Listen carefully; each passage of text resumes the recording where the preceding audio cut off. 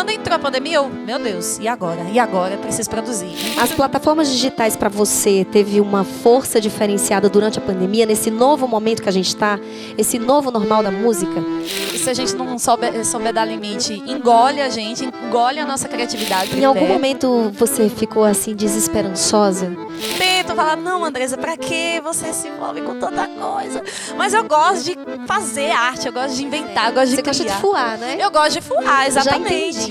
Já entendi. Estou aqui nesse momento muito especial, dividindo o palco no Caatinga Pop com Andresa Santos. Ela que é uma cantora incrível, instrumentista, compositora, atriz e tudo mais que ela quiser ser. Não é isso, Andresa? E a gente vai conhecer um pouquinho sobre ela. Eu sei que ela começou a cantar com 13 anos de idade, não é? Nasceu na cidade de São Paulo. Conta um pouco sobre você, Andresa, esse início da sua vinda aqui para o nosso sertão pernambucano, as suas experiências aqui. Então, a minha raiz é uma mistura muito doida, porque minha mãe é de Uauá, Bahia, meu pai é de Minas Gerais, na cidade de São Francisco, bem na beira de rio. Eles se encontraram lá em São Paulo e eu acabei nascendo lá. Então, apesar de não ter ninguém da minha família que, enfim, tem uma carreira artística, profissional e tal, eu sempre gostei muito de arte e meus pais em casa sempre me incentivaram muito a ler, a consumir arte. E eu comecei a descobrir isso aos 6 anos de idade, né, quando eu comecei a fazer aulas de violão no bairro onde eu morava, lá em São Paulo. E aí foi com 13, participando do programa Cantando no SBT, lá em São Paulo, que eu percebi que música para mim não era só uma brincadeira de infância. Mais sério, era algo mais sério. Então, a partir daí, meus pais, enfim, sempre foram muito realistas, né? Por mais que eles não fossem da área, mas eles sempre falavam, olha, filha, você quer isso? Você quer música? Pois a gente... né? Eles apoiaram você desde dessa fase, assim, Isso. Mesmo você bem novinha ainda, porque você era bem novinha nessa época. Sim. Ainda, com muito a viver. E tem muito aquela coisa do tipo, não se iluda, porque é difícil, né? Às vezes o que a gente vê na TV não é nem 99% de toda a correria por trás. Então, ele sempre fala para mim, filha, estuda, vai atrás, se especializa, você gosta de tocar, gosta de cantar? Pois jogue duro. Então, eu sempre estudei música, com 13 eu também comecei a fazer conservatório de música lá, a EMESP Tom Jobim, é o nome do conservatório. Me formei em canto e violão. E aí, com 17 anos, né, terminei o ensino médio e meus pais, enfim, falaram... A gente se mudou muito, né, de casa, de bairro, e eles decidiram, olha, filha, agora a gente vai para a Bahia, né, a Bahia, Pernambuco, a gente vai para o Vale de São Francisco. Eita! Que aqui é tudo junto e misturado, tudo né? junto e misturado, minha gente. Não tem... Só tem a ponte que separa, mas as influências, o território é muito misturado aqui. Tá tudo, gente, tá tudo junto. E aí foi quando a gente veio para cá, inicialmente em Uauá, e posteriormente em Juazeiro, Petrolina, né? Mas eu já me mudei tantos bairros aqui de Juazeiro, Petrolina. E foi aqui que eu realmente comecei a despertar, a colocar todo o conhecimento que eu fui absorvendo nesse processo todo. Inclusive, eu participei até do programa Raul Gil também. Eu já vi, viu? Eu vi. Linda! Arrasando. Minha gente, toda a minha vida está documentada no YouTube. Se vocês caçarem lá nos primórdios, tá lá. E aí foi que eu comecei a despertar mesmo para música autoral, para começar a produzir. Mas eu queria saber um pouquinho que você também estudou por aqui no território do sertão, compartilhou com muitas pessoas por aqui. Quando você também estudou no Instituto Federal aqui do Sertão Pernambucano, o campus de Petrolina, não foi isso? Exatamente. E foi um divisor de águas muito importante, assim, porque quando eu cheguei aqui, eu fiquei assim muito perdida, né? Porque as pessoas sempre falam, música não dá dinheiro, pense no plano B, música é coisa de vagabundo, tudo mais. Então, por mais que a gente não acredita nisso, mas lá no íntimo a gente fica, eita, eu preciso ter uma outra opção, preciso ter uma carta na manga. E aí eu comecei a estudar para vestibular, estava querendo jornalismo, depois desisti, aí fui para fonoaudiologia, aí depois desisti. No fim das contas, nesse meio do caminho, acabei encontrando Manuca Almeida, poeta, compositor. E depois que eu o conheci, parece que, sabe aquelas mensagens do universo que às vezes vem assim, do tipo, um chacoalhão assim, minha filha, o que você está fazendo? Vai fazer o que você nasceu para fazer. É esse aqui, né? Isso. E aí, depois que eu conheci, muita coisa aconteceu. E o IFE veio exatamente nesse momento, assim, que eu estava entre ficar aqui e voltar para São Paulo, porque eu também tinha passado na primeira fase da Unicamp.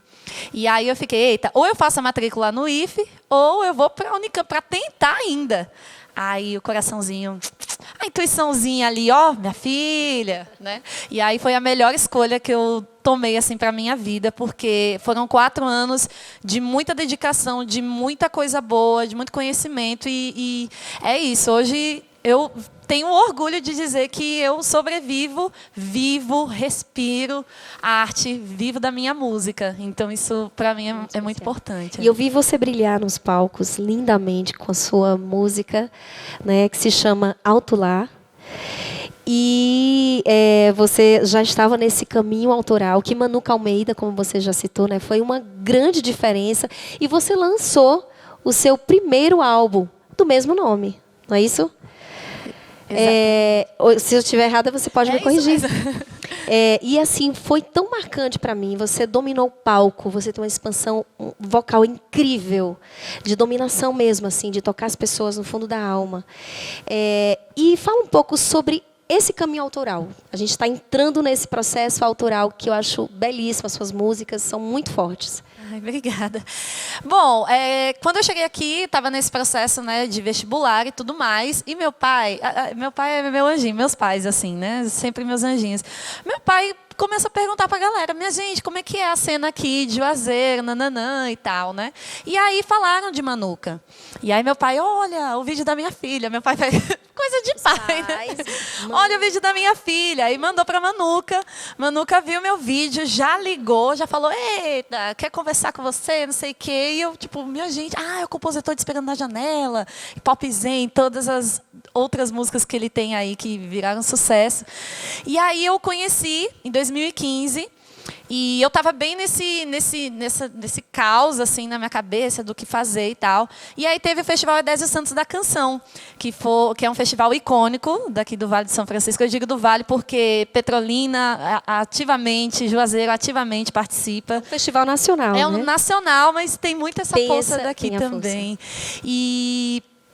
E aí eu falei, Manuca, você tem alguma música que você queira me dar para poder cantar nesse festival? Ele, rapaz, toma aí escolha aí, porque ele tem várias, né? Tinha uma lista gigantesca de músicas. E aí a gente participou pela primeira vez, levamos o 2º lugar e o prêmio de melhor intérprete. Então, para mim ali foi assim, eu falei, aquilo ali para mim na minha cabeça, né? Não tenho mais dúvida, né?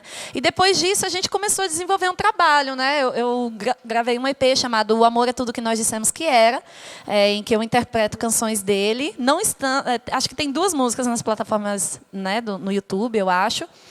No YouTube. E aí, enfim, ele para mim foi um encontro muito curto, assim, foram 2 anos, né? Eu conheci em 2015, mas de muito aprendizado. Eu o considero até para a minha vida, assim, como meu grande mentor, assim, porque depois que eu conheci, muita coisa mudou. Então, ele, assim, começou a ver que eu gostava muito de criar, de inventar coisas e tal, e ele me estimulava muito. Então, Andrezinha, faça um arranjo aí na sua pegada e tal. Aí ele me dava as Até músicas. então você nunca tinha feito nenhuma canção autoral? Não. Esse foi o start, né? Fazia umas coisas, né? 16 anos, os primeiros amores faziam umas coisinhas, mas sempre fui muito insegura. Sim, a gente fica guardando na gaveta, né? Eu sei o que é isso. Exato. E aí ele começou a despertar, né? Tipo, vamos criar, vamos compor. E eu sempre senti, ai meu Deus, Manuca quer compor uma música comigo, socorro, eu não sei. Eu ficava sempre nervosa e tal. E aí foi em 2017, eu tive a oportunidade de ir para Portugal para apresentar o meu trabalho lá, em 3 cidades. Quando eu voltei, ele, enfim, teve que ir para Barretos, né? Descobriu um câncer. E aí, no meio desse processo todo, desse caos, assim, para ele e para mim também, porque a gente fica preocupada, né? Uma pessoa tão querida, um amigo querido para mim, para minha família. E aí ele me ligou, eu estava num trabalho, e aí ele me ligou, Andrezinha, tô com uma música aqui, eu quero muito que você cante. E eu não queria participar do Edésio Santos em 2017. Aí eu falei, tá bom, Manuca, né? Você tá pedindo e tal. Aí ele me mandou. E aí, quando ele mandou a letra, mandou a música, eu falei, realmente, eu preciso dizer essa mensagem. E isso foi em setembro. Quando entrou em novembro, ele estava prestes a vir para cá, para Juazeiro, né? Já tinha feito uma cirurgia. Então, ele estava super empolgado por conta do festival, do clima. E aí, aconteceu dele viajar antes de eu participar do Edésio. Então, para mim, foi uma barra muito grande ter que enfrentar isso, né? Ter que lidar com a emoção de perder um grande amigo, mas, ao mesmo tempo, ter a responsabilidade de estar ali transmitindo uma mensagem que ele deixou para mim, sabe? E aí, depois desse processo, a gente ganhou de novo o prêmio de melhor intérprete e segundo lugar. Você participou de vários festivais, inclusive a nível, assim, em outros territórios no Brasil. Exato, exatamente. E aí foi ali, depois de todo esse processo, que eu entendi, eu preciso começar a fazer minhas coisas, né? Ele sempre me incentivou muito a eu ir atrás, sabe? Não ficar esperando as pessoas, não. Filha, bora. E aí foi quando começou a nascer Alto Lá. Sim. Que foi o meu primeiro disco, onde eu comecei a viver esse processo, né, de me reconhecer mulher, de entender o lugar que eu estou e olhar para o machismo e para todas essas situações que oprimem a gente antes da gente nascer. E aí senti a necessidade de trazer isso nesse álbum. E é um trabalho muito forte, né? Foi um desafio muito grande, porque até então eu conhecia poucas pessoas, né? Mas eu tenho a grande felicidade de dizer que Iago Guimarães, meu querido amigo, me deu todo o suporte e falou, vamos junto, vamos caminhar nessa. E a partir do Alto Lá foi que eu comecei a participar de outros festivais enquanto compositora também. E eu queria falar sobre esse trabalho que você fez aqui, né? Que é o Eutrópica. E que você apresentou um pedaço dele, que é o Atlântica, não é isso? É um trabalho que você se inspirou durante a pandemia. O que essa nova fase da pandemia te despertou a fazer o Eutrópica? Porque eu acredito que teve uma influência aí, né? Fala sobre esse período, o que você fez nesse período, o que aconteceu internamente para você externar esse trabalho. Mulher, assim, eu sou muito inquieta. Eu sou inquieta, minha gente. Eu tento falar, não, Andresa, para que você se envolve com tanta coisa? Mas eu gosto de fazer arte, eu gosto de inventar, eu gosto de criar. Você gosta de fuar, né? Eu gosto de fuar, exatamente. Já entendi. E aí, em casa, né? Entrou a pandemia, eu tinha lançado Amor de Portelinha em janeiro. Quando entrou a pandemia, meu Deus, e agora? E agora? Eu preciso produzir. Então, fiquei ali tentando produzir conteúdo para as redes sociais, tentando compreender um pouco mais sobre essa ferramenta que é as plataformas digitais. Então, eu sempre gostei muito... As plataformas digitais para você teve uma força diferenciada durante a pandemia, nesse novo momento que a gente está, esse novo normal da música?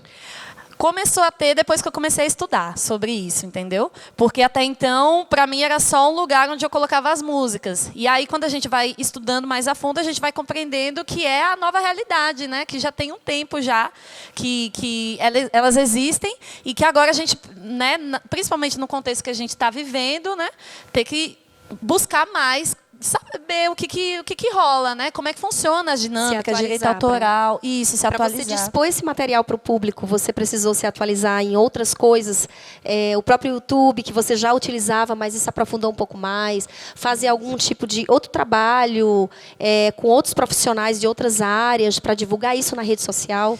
Então, tive apoio de Pablo Luan, que me ajudou a entender mais, principalmente do Instagram. Um beijo, amigo Pablo Luan.